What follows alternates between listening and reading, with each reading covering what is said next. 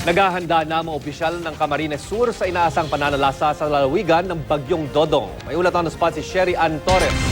Sher.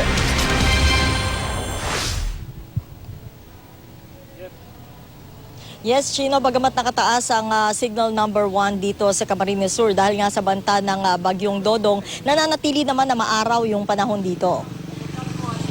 Business as usual pa rin dito ang lahat ng pampublikong tanggapan at mga establishmento. Ngayong araw ay magsasagawa ng pulong ang mga ahensya at opisyal na bumubuo sa Provincial Disaster Risk Reduction and Management Office. Ito ay bilang paghahanda na rin sa paparating na bagyo na base sa pinakahuling ulat mula sa Pag-asa ay tumutumbok sa direksyon ng Bicol Region kung saan nga bahagi ang CAMSUR. Nagsimula na rin daw magpakalat ng standby food packs ang lokal na opisyal dito. Samantala, Chino, mahigit 1.8 million ang populasyon na lalawigang ito ayon sa 2010 National Statistics Office data na ang pangunahing pinagkukunan ng kabuhayan ay pagsasaka. Sa 5 distrito ng Camarines Sur, ang 3rd District daw ang tinitignan dahil 11 barangay dito na naglalaro sa 10 hanggang 12,000 ang mga residente ay pawang coastal villages. Sakop daw ang mga barangay na ito ng bayan ng Calabanga na may history na ng storm surge. Bukas daw inaasahang maglilibot muli sa mga lugar na ito ang mga opisyal ng gobyerno rito para pakiusapang lumikas muna